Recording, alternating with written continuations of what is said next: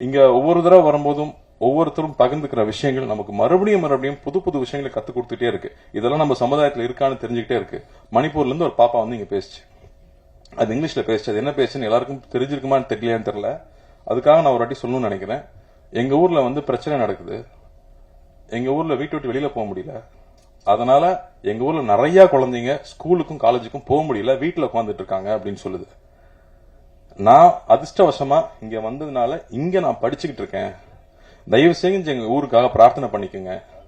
தயவு செஞ்சு எங்க ஊர்ல இருக்கிற குழந்தைகளுக்கு மறுபடியும் பள்ளிக்கும் கல்லூரிக்கும் போறதுக்கு வழிவகுக்குங்க அப்படின்னு சொல்லி அந்த பாப்பா கேட்டுக்கிச்சு. அதை நம்ம அந்த சிச்சுவேஷன் நம்மளால உணர முடியுமா? நம்ம வந்து தமிழ்நாட்டில் இருக்கோம், அதெல்லாம் என்னன்னு நமக்கு தெரியல. ஆனா அங்கிருந்து படிப்புக்காக அந்த பொண்ணுங்க வந்திருக்கு. இதே மாதிரி நேபாளில இருந்து வந்த கதைகள் நான் வந்து வைஃப் சொல்லி கேள்விப்பட்டிருக்கேன். அங்கிருந்து வந்து படிக்க முடியாது, தப்பிச்சு வரணுங்கிறப்ப லேக் எப்ப உறையுமோ, அங்க ஒரு லேக் இருக்குமா, அந்த லேக் உறைஞ்சா கல்லாயிருமா.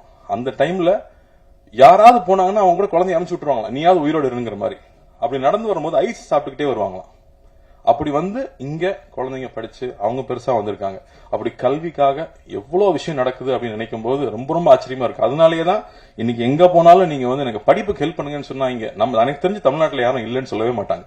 நிச்சயமா ஹெல்ப் பண்ணுவாங்க நம்புறேன். அதே மாதிரி நானும் கேட்டுக்கிறேன். உங்க வீட்டுல வேலை செய்யறவங்களா இருக்கலாம், பக்கத்துல இருக்கிறவங்களா இருக்கலாம், படிப்புக்குன்னு கேட்டா கையில கொடுத்துடாதீங்க, ஸ்கூல்லயே போய் காசை கூட கட்டிடுங்க.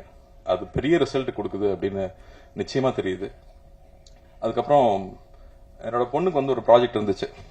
அப்பா சொன்ன மாதிரி காஸ்ட்லியான ஸ்கூல் தான். பட் எனக்கு ரொம்ப ஆசையா இருக்கும், கிளாஸ்மேட்ஸ் வந்து எல்லா தரப்பு குழந்தைகளோடையும் குழந்தைகள் பழகணும்னு ஆசையா இருக்கும். அப்படி அவங்களுக்கு ஒரு ப்ராஜெக்ட் இருந்துச்சு. ஒரு கவர்மெண்ட் ஸ்கூல்ல போய் அங்க இருக்கிற குழந்தைங்க கிட்ட ஒரு ப்ராஜெக்ட் பண்ணி அவங்க இன்டராக்ட் பண்ணி, நீ ஏன் ஸ்கூலுக்கு வர, ஸ்கூலுக்கு வரதுக்கு உனக்கு ஏன் பிடிக்குது, உங்க அப்பா ஸ்கூலுக்கு அனுப்பலன்னா நீ எப்படி சண்டை போட்டு வருவ அப்படின்னு கேட்கறதுக்கு ஒரு ப்ராஜெக்ட். அதுல தன் வயசுல இருக்கிற குழந்தைகள் கூட போய் அங்க உட்கார்ந்து பேசி அவங்க ஒரு ப்ராஜெக்ட் பண்ணிட்டு வந்தாங்க. அதுக்கப்புறமா ஒரு ஒரு ப்ராஜெக்ட் வச்சு எக்ஸ்பிளைன் பண்ணாங்க. அப்ப வந்து ரொம்ப இன்ட்ரெஸ்டிங்கா ஒரு விஷயம் நடந்துச்சு.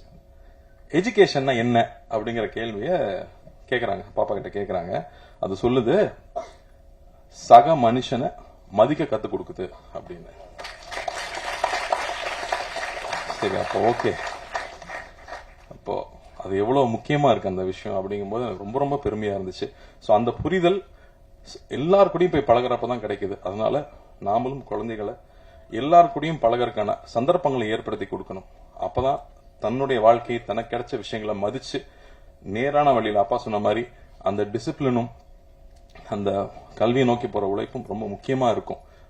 சோ அதை நாமளும் செய்யணும்னு நான் கேட்டுக்கிறேன். வாய்ப்பளித்ததுக்கு நன்றி. செய்திகளை உடனுக்குடனும் துல்லியமாகவும் தெரிந்து கொள்ள சப்ஸ்கிரைப் பண்ணுங்க.